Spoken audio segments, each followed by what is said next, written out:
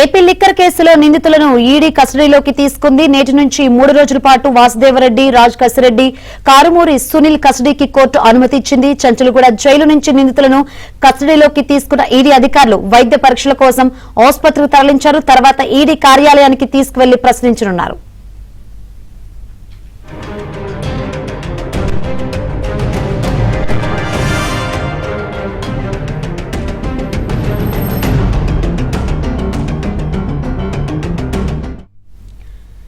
AP liquor కేసులో నిందితులను ED కస్టడీలోకి తీసుకుంది. ఈడీ కస్టడీకి సంబంధించి మరిన్ని వివరాలు మా ప్రతినిధి మణికంఠ లైవ్ ద్వారా అడిగి తెలుసుకుందాం. మణికంఠ,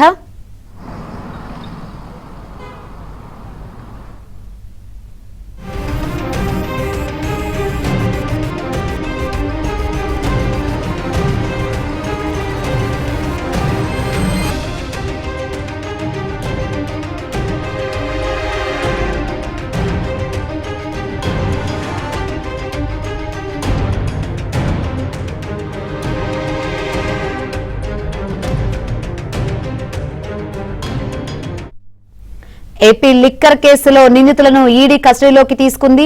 ఈ రోజు నుంచి 3 రోజుల పాటు విచారించనుంది. మరిన్ని వివరాలు అందించేందుకు మా ప్రతినిధి మణికంఠ సిద్ధంగా ఉన్నారు. మణికంఠ, శంకరి, ఏపీ లిక్కర్ కేసులో మద్యం రవాణా టెండర్లకు సంబంధించిన స్కామ్లో ప్రస్తుతం నిందితులుగా ఉన్న రాజ్ కేసిరెడ్డితో పాటు అలాగే వాసుదేవరెడ్డి, వీరితో పాటుగా కారుమూరి సునీల్ ముగ్గురిని కొద్దిసేపటి క్రితమే చెంచల్గూడ జైలులో ఈడీ అధికారులు తమ కస్టడీలోకి తీసుకున్నారు. అయితే కస్టడీలో భాగంగా వాళ్ళకి వైద్య పరీక్షలు నిర్వహించాల్సిన అవసరం ఉంటుంది కాబట్టి కొద్దిసేపటి క్రితమే వారిని ఉస్మానియా ఆసుపత్రికి తీసుకువెళ్ళి అక్కడ వైద్య పరీక్షల అనంతరం నేరుగా బషీర్బాగ్లో ఉన్న ఈడీ కార్యాలయానికి అయితే తీసుకురాబోతున్నారు. ఈ మద్యం కేసుకు సంబంధించి మద్యం రవాణా టెండర్లకు సంబంధించి దాదాపుగా 195 కోట్ల రూపాయలు ప్రభుత్వానికి గండి పడింది అని ఈడీ అధికారులు అయితే గుర్తించారు. సో ఆ నేపథ్యంలోనే ఈ కేసుకు సంబంధించి మరింత లోతుగా ఇంకెవరి పాత్ర ఎంతెంత ఉందనే దానిపై కూడా ఈడీ అధికారులు తెలుసుకోవాలనే ఉద్దేశంతో నాంపల్లి కోర్టులో కస్టడీ పిటిషన్ దాఖలు చేశారు. ఈ నేపథ్యంలోనే 3 రోజుల పాటు కస్టడీకి అయితే కోర్టు అనుమతించింది. ఇందులో భాగంగానే మొదటి రోజు ప్రస్తుతం ఈడీ అధికారులు ముగ్గురు నిందితుల్ని కూడా తమ అదుపులోకి తీసుకున్నారు. ప్రస్తుతం మనం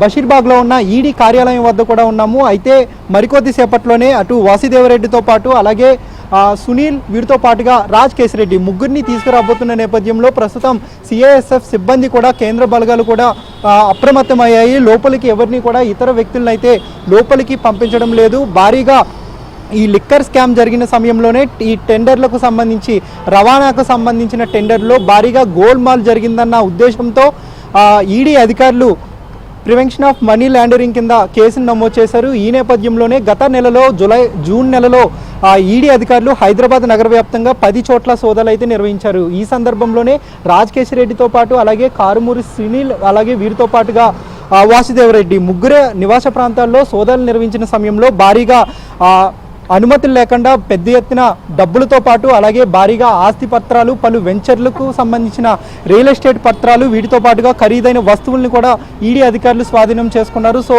ఆ క్రమంలోనే అప్పటి నుంచి కూడా జ్యుడిషియల్ రిమాండ్లో ఈ ముగ్గురు నిందితులు అయితే ఉన్నారు. అయితే వాసుదేవరెడ్డి గతంలోనే వైసీపీ అధికారంలో ఉన్న సమయంలో ఏపీలో లిక్కర్కు సంబంధించిన ఆయన మాజీ డైరెక్టర్గా వ్యవహరించారు.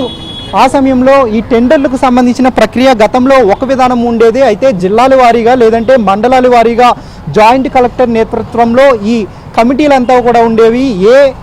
ఏ కాంట్రాక్టర్లకు ఏ విధంగా అవన్నీ కూడా నియమ నిబంధనలు లోబడి ఈ మద్యం రవాణాకు సంబంధించి టెండర్లు కేటాయించేవారు. అయితే ఇవన్నీ కూడా రద్దు చేసి ఏకపక్షంగా నిర్ణయాలు తీసుకున్నారు. అలాగే తమకు నచ్చిన ఎవరైతే తమకు మద్దతుగా ఉన్నారో సిగ్మా కంపెనీ కావచ్చు లేదంటే ప్రసాద్ ట్రాన్స్పోర్ట్ కావచ్చు, ఈ 2 కంపెనీలకు ఈ మద్యం రవాణా టెండర్లు ఇవ్వడం ద్వారా దాదాపుగా 195 కోట్ల రూపాయలు వీళ్ళంతా కూడా వెనక వేసుకున్నారని ఆరోపణలు ఉన్నాయి. సో ఈ నేపథ్యంలోనే దీని వెనుక ఇంకెవరున్నారు, అసలు పాత్రదారులు ఎవరు, ఆ డబ్బంతా ఏ విధంగా మనీ లాండరింగ్ జరిగింది, హవాలా రూపంలో ఎక్కడ జరిగిందనే దానిపై, ఎక్కడికి చేరిందనే దానిపై ప్రస్తుతం వారి వద్ద నుంచి మరిన్ని వివరాలు రాబట్టే అవకాశం ఉంది.